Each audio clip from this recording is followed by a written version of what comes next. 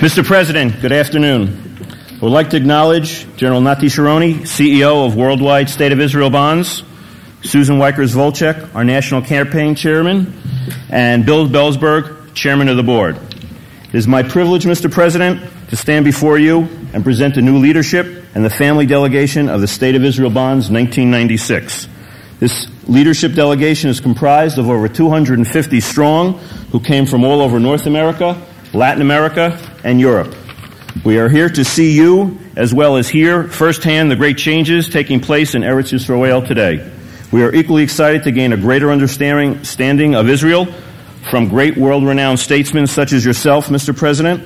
We in Israel Bonds have always considered you family, and you, as family, always have generously opened your residence and extended your generous hospitality once again. We are anxiously awaiting your remarks this afternoon, and without further ado, ladies and gentlemen, it is my aliyah to present our mishpucha and the President of the State of Israel, Ezra Weitzman.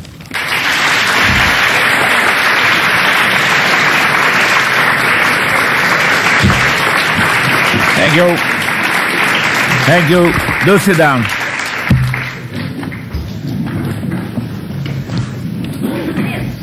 What do they do with the young bonds? What? They sell bonds? We sell bonds, just like the old people from bonds. When I knew the old people, they were young. And nice to have you here. And just a few remarks, and then I'll let you ask me questions. And perhaps we'll have a little ping-ponging, because you probably have lots of questions. I'm not so sure in my opening words whether I'll answer some of them. Israel is an unusual country, to put it mildly. The great enterprise of rebuilding the state of the Jews after 2,000 years and bringing in the Jews when not all of them are willing to come. Is that right? Thank you. It's not an easy effort. For 2,000 years we've been praying Shana Haba B'Yerushalayim, and only about 110 years ago we started doing it physically and seriously, and we took our matters in our hands. Because modern Zionism has been in action only since 1882. The first Zionist Congress was 100 years ago, 1897. And 100 years in history of nations, the history of the Jews, is a short time. And I think that we can pride ourselves, at least I do. I was born in this country, in the Holy Land. I was born in a very unusual place called Tel Aviv. And thank God my parents promptly took me to Haifa. I grew up in Haifa. And my late mother was born here. And I don't know what it is to live in the diaspora. I experienced for a little bit the British around here. But world moves and world circumstances and a little bit of our actions, we got rid of them. Anyone from England here? Yes? Where are you from? London. That's a nice place. What part of London? St. John's Wood. That's the beginning of Cricklewych and Golders Green and the beginning of the ghetto, yeah. Anyhow, London is an important city. Spent 2 years of my good life there. And the idea was to come here and resettle. The beginning was with our old settlements, Petach Tikva, Rishon LeZion, and Nes Ziona, Gedera, and the rest of them, that were started about 100 years ago, even a little bit more, 110. And then the beginning of an immigration at the end of the century, at the beginning of this century, that at the War of Independence, we were 600,000 population, all told,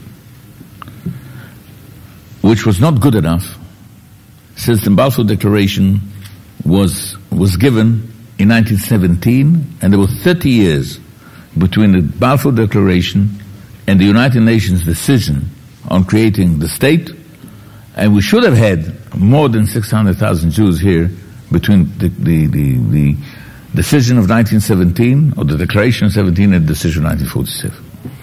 So one big problem is, are we going to get more Jews to the country? Yes or no? This is a subject I don't want to discuss now. I have my opinion, which is not such a glorious one. I just tell you a little story. I got a letter 2 years ago from a gentleman, must be an old one, that tells me a story that my late uncle, who was first president of the state, was a guest in their house in Austria and Salzburg, in their family house, in 1929. And they got the news of the slaughter in Hebron, that so many Jews were killed there. And he said, I as a child asked him, why is it that the British are behaving the way they do and not defending and not doing it differently? And he said, your uncle answered me and said, if between 1919 and 1929 1 million Jews would have been in Israel, would be coming to Israel, you wouldn't have had to ask me this question. Now, fortunately, because of more attractive country and because of forces affecting life in Eastern Europe, we are now 4.5 million, even slightly more than that. And we can claim to be the second largest Jewish community in the world after the United States, which we weren't like this until a few years ago. And the main issue that has been with us ever since our forefathers set foot here, my late old man came here in 1914, and these old-timers, all the Mayflowers, they started confronting the Arab problem from the word go. And we created an organization called Hashomer, and we created the Haganah, and there were other military forces like the Irgun and the Lehi, most of them with the aim of defending against the Arabs. Now, it took us many years of hard fighting. There were roughly 19,000 men and women killed in the wars of Israel between the Arabs and us. The 48 war took toll of about 1% of the population of Israel, and the population of the United States today is 250 million. It's as if the United States in 18 months would have lost 2.5 million, which it never lost in 2 wars. And then we had the 56 and the 67 and the 73 and the in-betweens and what have you. And we still have a bit of terror. But alongside of building the country, alongside of creating agriculture, industry, we created a new culture.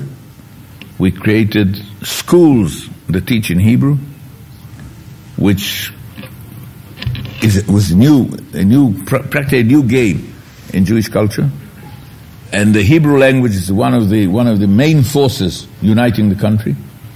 We created 3 universities before statehood: the Hebrew University, the Technion in Haifa, and the Weizmann Institute in Rehovot. We have now 7 or 8.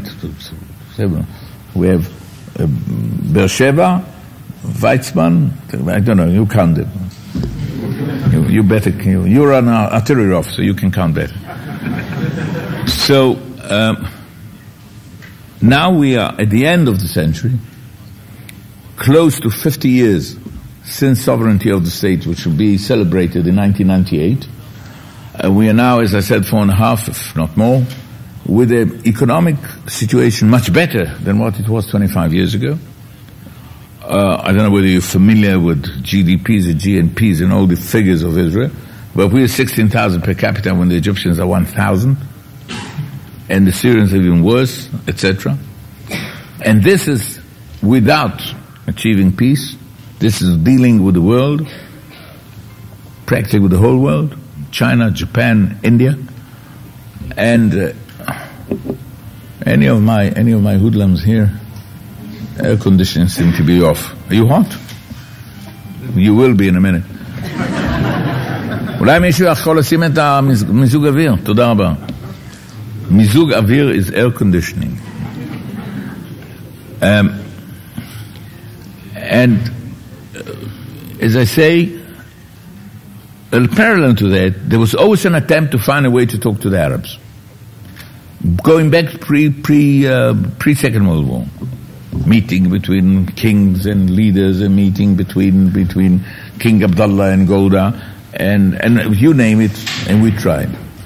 It didn't work so well, and it took us until 1977 that we started talking seriously to the Arab neighbors, to Egypt especially, and we signed peace treaty in 1979 with Egypt, which holds, and it's much better than people criticize it. It's not ideal, because Egypt signed a peace treaty to be a beginning of a framework for peace in the Middle East with Syria and Jordan and Lebanon and the Palestinian problem. And we signed on the dotted line in the name of Menachem Begin in 1978 on Camp David Accords, which talks about the Palestinian problem in all its aspects and the legitimate rights of the Palestinian people. This is signed, sealed, and has to be executed. And since 1979, as I said, the canal is open, the straits are open, we can fly to Cairo, we can come back. There are ups and downs. Obviously, when an Egyptian opens television and sees all the battles that go on in the streets of Nablus or the streets of what have you, he's not very happy, because after all, they're Arabs. When we know that someone is being beaten in the streets of Kiev, we don't like it. So we have to understand also the other side, not always to agree with them, but to understand. We have peace with Jordan now for 2 years, which is a fairly comfortable one. Jordan is a small country. She is dependent on a lot of outside forces. And the king is a pleasant neighbor. We have now an agreement with the Palestinians, and one of the agreements is that that we have in 3 years' time, beginning in May 1996, we have in 3 years to come to conclusion what will be the final status between the Palestinians and us. This is now the hub of the problem. Alongside that, despite the fact that we don't have a threat from the Sinai with 1,000 tanks, or a threat from the east with the Iraqis on its knees, and Jordan is not a force to be worried about. Syria is a different problem. We have the problem of inside terror, which we managed to, I hope we will manage to control it more than we have been doing it up to now. Now, the key to our success in economics now is because for the last almost 20 years, 19 years, we've started talking to the Arab world with ups and downs. And therefore, the Arab boycott has weakened and has lessened, practically non-existent by now, and we can do business with countries that before that never talked to us. I pulled the leg of one of the Spanish leaders, and I said that we had diplomatic relations with Cairo before we had diplomatic relations with Madrid, which is a fact. I think that the leader was His Majesty the King of Spain.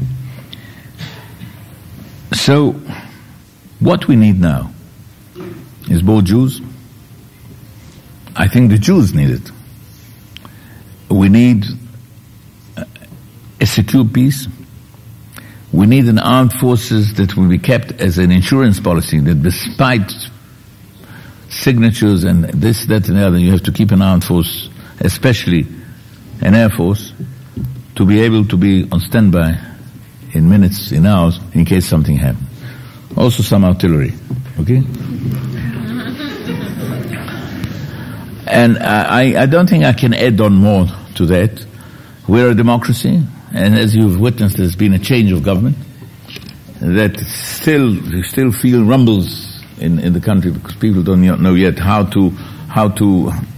what is the new government like. I'm not worried.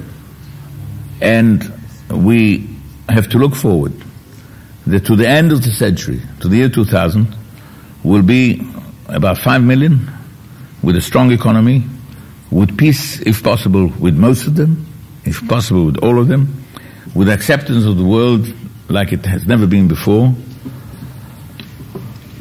And we look happily and merrily to the 21st century. We have the constant, I'd say, problem of the relationship between world Jewry and Israel, which, to my opinion, is a problem of world Jewry that wants to continue being Jews in the diaspora. I don't think we can help them in that. We can help them in carrying on being Jews in Israel. Because I don't think it's my duty, for instance, President of Israel, to help you. Where are you from? New York? Better. I don't feel that I have to help you stay in the United States. I have to somehow help you to be a Jew. But this is basically your own problem. We have a problem. What will be the shape, what will be the ideology of the generations in year 220 to 230 in Israel, when my granddaughter, my youngest granddaughter, will be, let's say, 36, and I'll be pushing up daisies. Yes, that's true. Well, all of us, so will you. 120. No, come on. Ah, that's it. Well, you don't like me, what's the matter? But seriously speaking, we have a problem there, which I sometimes try to tackle. I'm not very optimistic about this problem. I've tried in a few minutes to put as many problems, as many subjects, many good things, many problematic things as possible to you. Any questions? Shoot. Get up. Can you reflect on your relationship with Rabin and speculate on how the policies of the government will change over the next 5 years? Okay. Why the relationship with Rabin? What's that got to do with? Well, you spoke at his funeral about the many good times you shared and the times you shared. Well, we had a good time together, yes. I also said that I gave him a hard time, too. People don't realize I said I was the only one who was honest in what I said. Everybody was... Whew. But let's leave it alone. I don't remember what he said. But I'm interested in Israelis. All due respect to the little king. Look, I think that with variations and with different styles, there's no alternative. And I think what has been left by the former government, the late Mr. Rabin, and may he live for many years, Shimon, with Oslo II, with the things that had been achieved, will have to be carried on. It might be carried on. You know, music can be in such a tone and a different tone. The big problem will be when we start talking to Syria. But even then, I don't think there were great differences between the two big parties. I think there's a high exaggeration of the differences between the two big parties. The new system that we have acquired weakened the two big parties and strengthened the small ones, which is the one interesting factor that will be affecting what is happening. And therefore, I am relatively optimistic.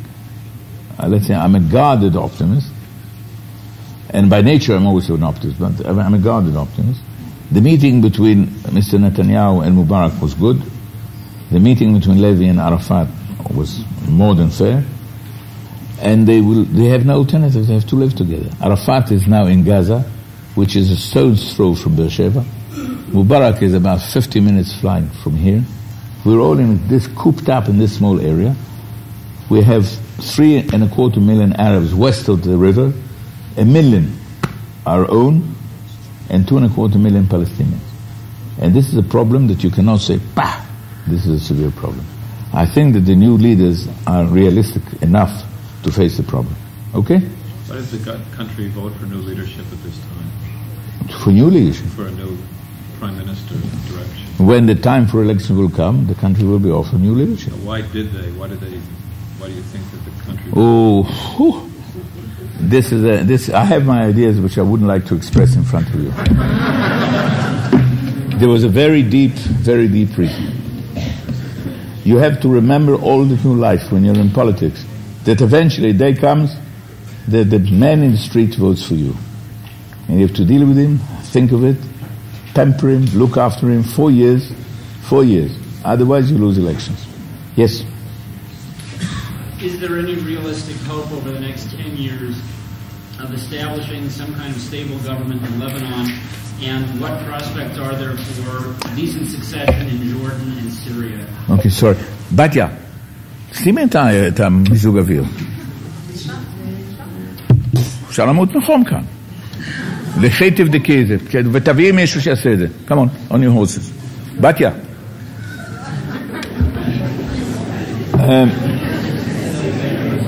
Nice girls, it's all right. Look, to your... מה? זה פתוח?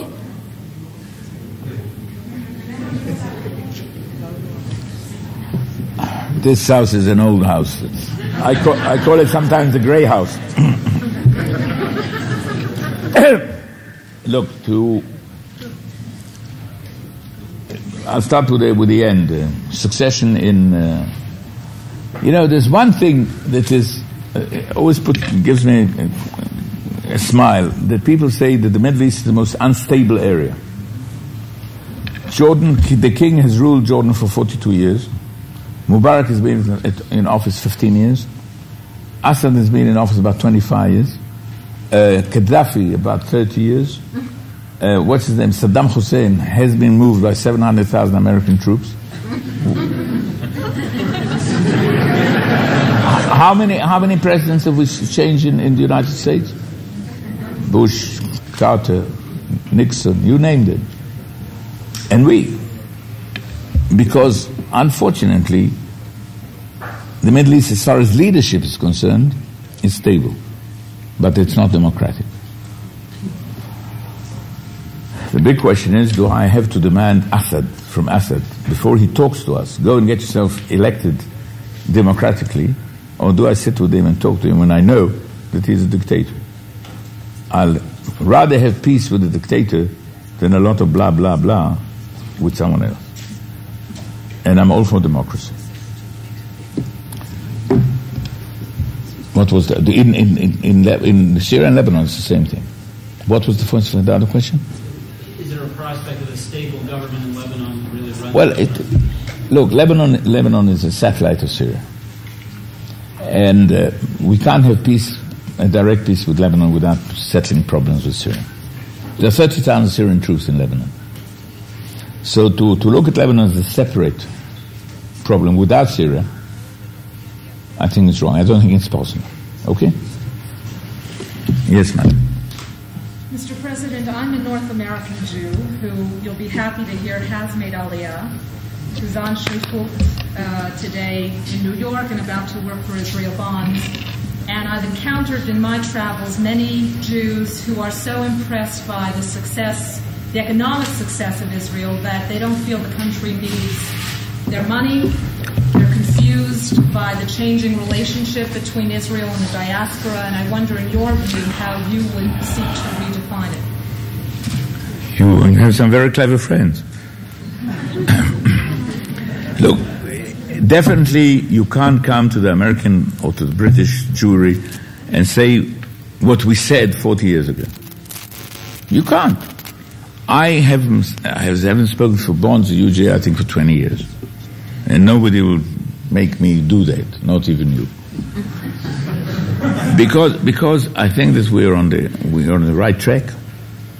I think that we've managed by our own efforts quite nicely. That we must always remember that there's world Jewry, that there's wealth of Jewry that assisted us in times of emergency. For instance, we used to have a motto: "You give us the money, we'll buy the weapons." In France, because in France we paid cash on the barrel. We have the United States now, the most allied country we've ever had before. I can't talk about presidents now because this is campaign. But we have no problems with this administration. Not that we have had many problems with the rest of them. And we have now, for instance, $10 billion guarantee for immigration. It's a hell of a lot of money. And whoever is in business knows that guarantee is money. And to be quite honest, the necessity for economic support for the State of Israel has lessened. The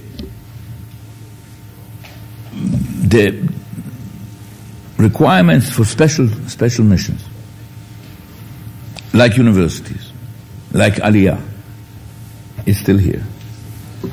And by the way, the Ford Foundation and all these foundations always look after universities in the United States. And I think if World Jewry takes a university or a hospital or a school system and makes this a task, bless them. Because our budget is very tight. And the budget is very tight because we keep a big army, big armed forces. The biggest item in the budget is defense. We absorb 60,000 immigrants a year. And we do help industry in government loans. And therefore, the cut for education, which is the second largest budget, is more difficult. And without undermining bonds, duties, what have you, I think that to pick special enterprises, like some American and North American, as you say, Jews have done, take the Beersheba University or the Tel Aviv University or the Bar Ilan University or the Technion, I think this is now the most fruitful cooperation between you and us. Because the State of Israel as is, if it gets from bonds, how much is bonds? About $1 billion a year. About $1 billion a year. And how much interest does it pay back? It pays about twice market. And how much do you owe now? $7.5 billion outstanding. Not bad. Not bad. So, look, you were never in business, I was. No, I was too. When? When I got out of the army.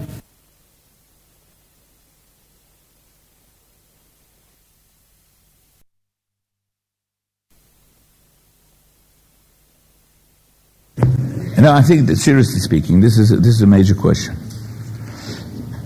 I'm very careful because we've had already some Israeli leaders who said we don't want your money, which is, I think, is bad. It's not correct. I especially said that for special missions, for special tasks, for instance, Hadassah Hospital, Tel HaShomer Hospital, Hebrew University, Technion in Haifa, you can blow away the millions of dollars.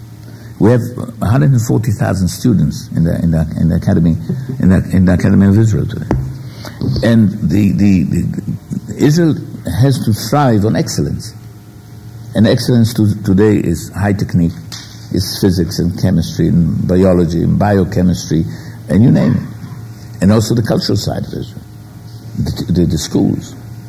We've computerized all schools in Israel. This is also expensive. And therefore, if I had my way, this is what I would direct. Whatever you do in bonds, good luck to you and your boss. Have I answered? Yeah? Yes, sir. People in the Western democracies are very aware of the separation between church and state. And a lot of us are concerned about, with the rise of the Orthodox, that we don't want them to influence our lives, but their effect on government and what will happen in the future as the demographic changes within Israel, changes in the birth rate. You are afraid of the you point out that demographically I'm told that the birth rate among the ultra-Orthodox is much higher than amongst the... Okay, I understand. Look, the question of state and religion is a very delicate one. Ever since the state has been created, there was a partnership between religious Jews and secular. Right at the beginning, the first government, the first Knesset. And it was Ben Gurion, who, if anyone was secular, he was.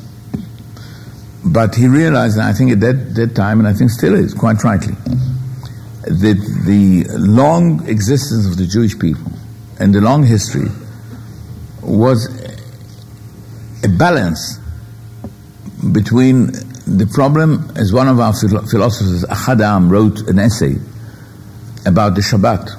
Who kept whom? Did the Jews keep the Shabbat or the Shabbat keep the Jews? And this is a very major, almost practical, not even a philosophical question. And I wonder how many Jews are leaving Judaism because not being Jews in the United States. And how much, what is the problem of continuity in the United States? I'd rather see Jews go to synagogue more than I do, but remain Jews even if they stay in New York. And this is a big problem. Right now, we have majority of seculars. Zionism basically is a secular movement. I was born secular, but I was bar mitzvahed. I was married off by the chief rabbi of Israel, the father of my predecessor. I suppose I'd be buried religiously. It didn't hurt me. It didn't hurt me. If it's an excuse not to come on Aliyah, I don't accept it. Because if you really want to come to Israel, you'll get wedded by a rabbi who is okay. And you'll be divorced by one if you'll come to that stage. I never did. I've been married for 46 years. Some of the good friends of my wife predicted it will take a year or 18 months. She has a mission now all her life to disappoint them. And in day-by-day life, I don't think that the average Israeli suffers from it. You have exercises like the road in Jerusalem. You have the problem if you can't get eggs and bacon at the Hilton in Tel Aviv. And I don't think you should. Although you can go to some restaurants and do get it. In Jerusalem. I'm not allowed to recommend that. And the problem is becoming a little bit more acute. And therefore, the more we get immigration, and the more we balance off secular Jews, the more we show and the more we develop our own way of living, the better it is. But basically, it's a democratic country, and we have to face it. My dear friend, we have another big problem. We have 1 million Arabs who vote for the Knesset. There are about 350,000 Arabs with the right to vote to the Knesset. So we have problems in this country. I welcome all secular Jews to come to Israel. And even with the problem of getting married by a regular rabbi. Okay? Perhaps I know that the answer is not good enough for you, but it's the best I can give you at this stage of the game of Israel. Because if we do it otherwise, we'll blow up the country. Any more? Mr. President, can American Jewry be doing more for Israel in terms of public relations, speaking out, not angrily, but amongst ourselves, that would help Israel and help increase our awareness about the country and our support? Basically, PR is our own job. If we don't manage to sell Israel the way it is, it's our failure. And if we have 250,000, 300,000 Yodim in the world, it's our problem. I don't think that you can do any public relations because you don't live here. And I say it lovingly. You don't know the problem. Your sons don't serve in the army. Don't go to get wounded or God forbid, killed in Lebanon. It's a different game. We have national service. Every youngster at 18 has to join the army, except some religious that are exempt, unfortunately. I have a grandson, 17 and a half, all day he's exercising, building up and bodybuilding, because he wants to go to a crack unit. And whoever tells you that the young generation is not as good as our generation, send them to me. Our generation was not so hot. We had some SOBs amongst us. Right? So I don't think so. I think that you have to stay Jews, decide what your relationship with Israel should be, if you talk from a contribution point of view of money, it's up to you to decide what is the best way to contribute. Because I know that all sorts of Israelis walking around and traveling around the United States collecting money. And the best thing is come here. Okay? Which I know, I'm being frank, I know that it is very difficult for someone to get up in the morning at the age of 30 being a lawyer in, let's say, I don't know, in Buffalo, and decides that he goes to Hedera. I know it's difficult. But the question is, what is his future in Buffalo compared to his future in Hedera? And this is up to you to answer. Yes, sir. Mr. President, my name is Sheldon Magellan from Toronto, and as you know, we have some problems in Canada. And the Canadian delegation thinks the reason for it is that we don't have a president. And we would, with your You don't have a president in Canada? We don't have a president. And with your permission, we'd like to adopt you as our president.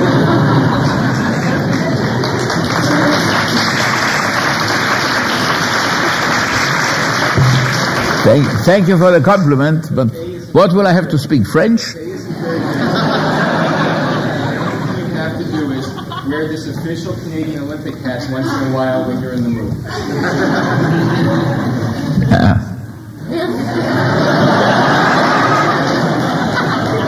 That's not what's up with him. You'll have to excuse me. I have one of the ministers of the Israeli cabinet on the phone, probably asking me, what am I doing this president?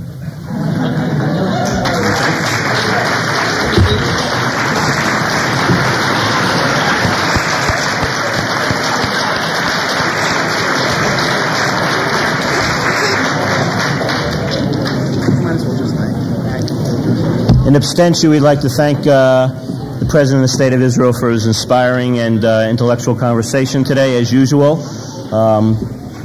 This time, I guess, will be any announcements, any housekeeping? Always housekeeping. I'm not going to work. But this camera has been changed to somebody else's camera exactly the same. So somebody who has this camera has the wrong one.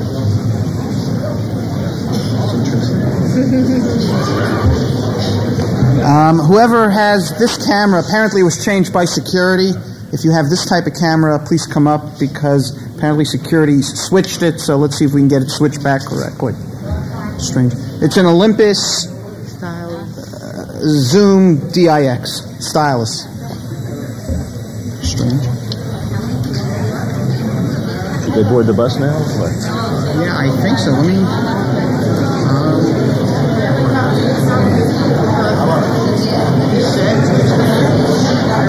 Hold on. Stay here for a second. Yeah. Please stay seated. President's coming right back.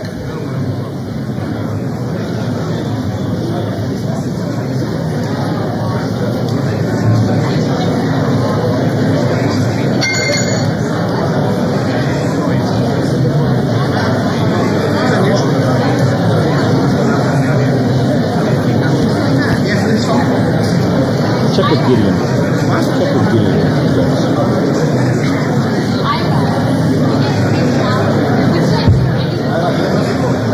One second.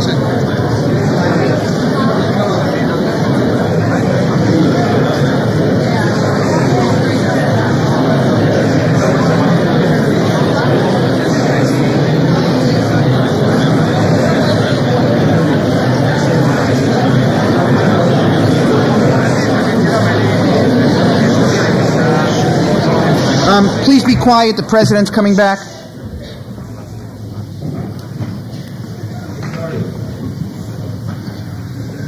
Anyone wants to take a picture?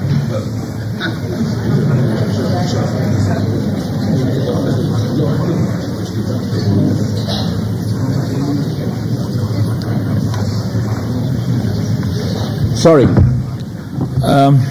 Somewhere on the left. Yes, my lady. The what? The most profound experience In my career.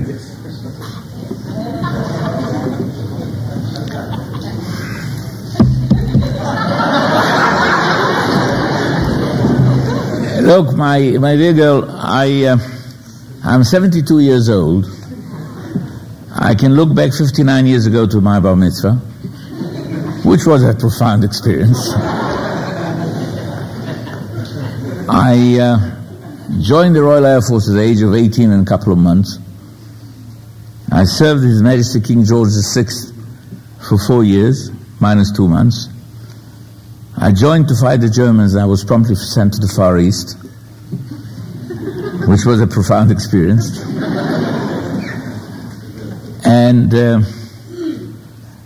I don't know, I had a full life. I still have. I can talk to you of battle experiences. I can talk to you of love, right? I lost a son. Their great experience was to see the creation of the state, to fight for it, to see its development. Perhaps one of the most interesting experiences is to meet the enemy and talk peace to him. I mean Sadat. And I'm glad that in my career I had the chance of fighting the Egyptians and making peace with them, which is a profound experience.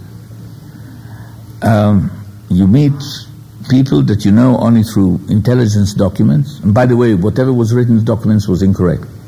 When you meet them in life, most of them are different, this way or that way. And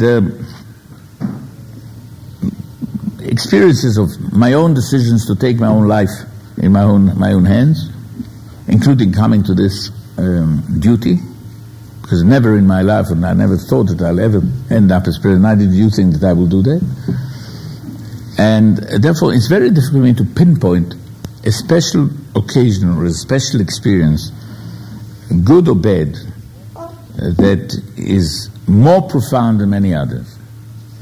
So you will excuse me if I will not point out one thing. There I was, flying in my aeroplane, with missiles flying in anti-aircraft battling, and I was praying to the Almighty and I got through.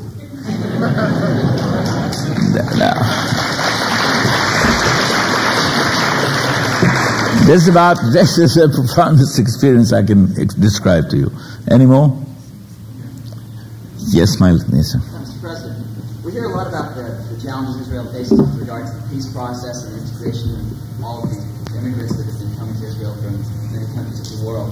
What in your mind do you see as the other great challenges that Israel will face over the coming 5, 10, 20 years? Look, the Zionist move is a revolution. It's a revolution in Jewish life. If you decide to come here, it'll be a revolution in your life. Well, when the whole thing was started, it was a revolution that was accepted by some Jews, not all of them. The challenge now is to consolidate our gains, because it's much easier to make a revolution than consolidate the gains. And from history, when you read, quite a lot of serious countries, including the United States, had revolutions, but they had a long, long time consolidating the gains.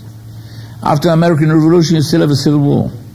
And the real consolidation came after the Civil War. God forbid that we have anything like that. So now is to make the country as normal as possible, wealthy, healthy, defendable, with a relatively strength in numbers, in excellence, in ethics, in Jewishness. This is the challenge of today. And you know what? I'm of a century that fought most of my life. This is a much greater challenge than we had. Because to fight a war sounds idiotic. It's much easier than consolidate the fruits of. Okay?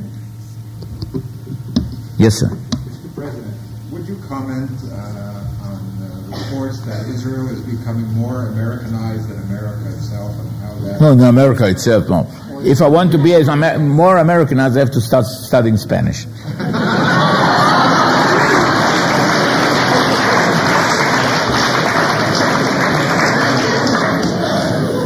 Look, it's a good question. I myself came out against it. With this, I think we should conclude, because you told me that you have something at 6 o'clock. Yeah? What's that? Where are you going? You're going to the Minister of Finance? Oh, give him a love. He was the one now who picked me up because we had something to talk about. Nice gentleman.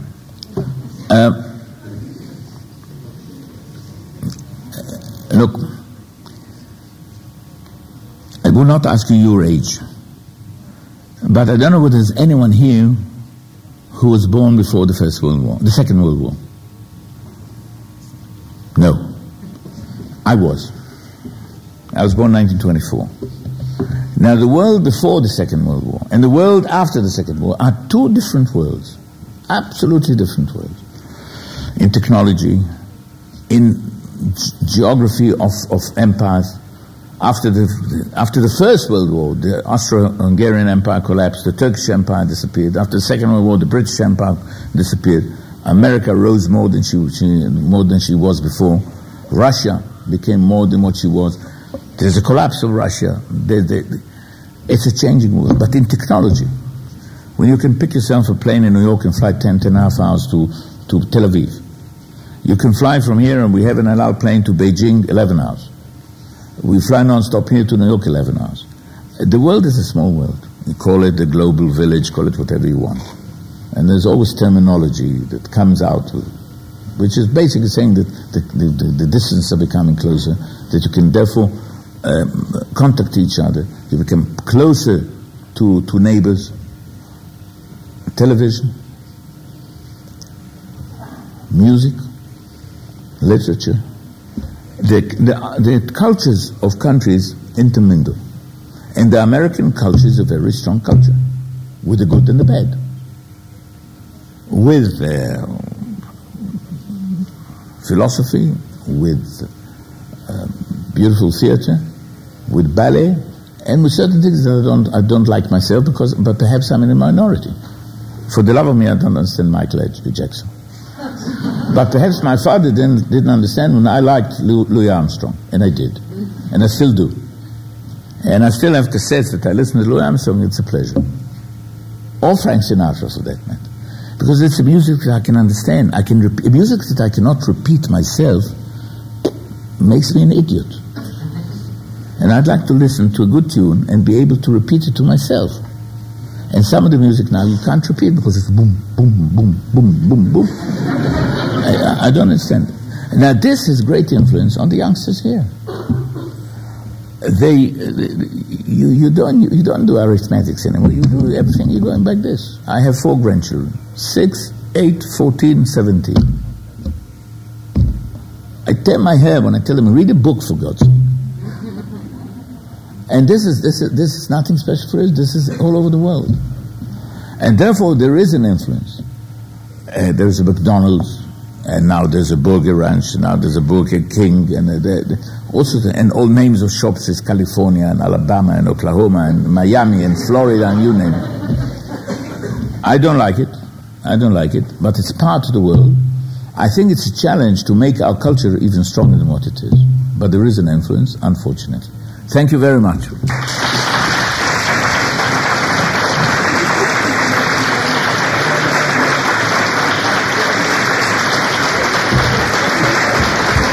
Let's give a warm Israeli bond thank you to the President of the State of Israel.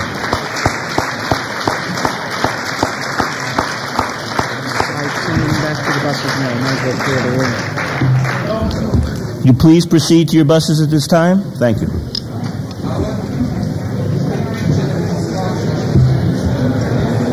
Sculptures of the presidents on their way out. Yeah, they'll be taking pictures by the sculptures of the presidents on your way out as you exit.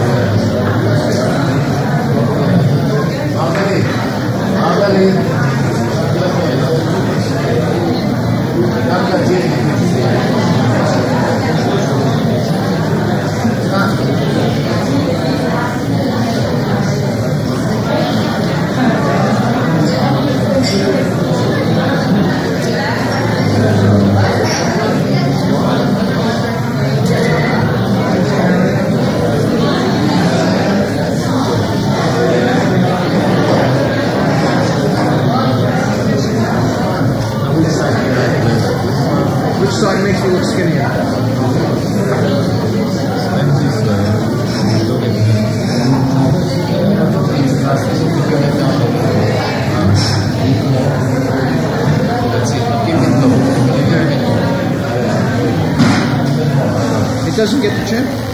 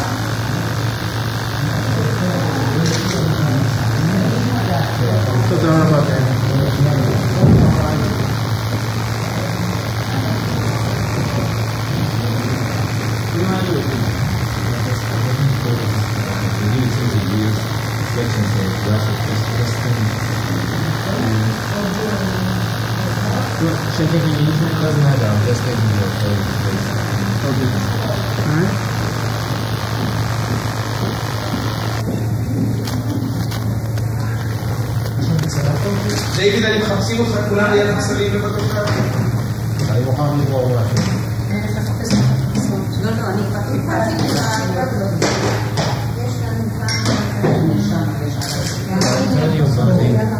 דיוויד, 260 איש ליד הכסלים בבקשה. בוא בבקשה. אנחנו מאוד מחפשים.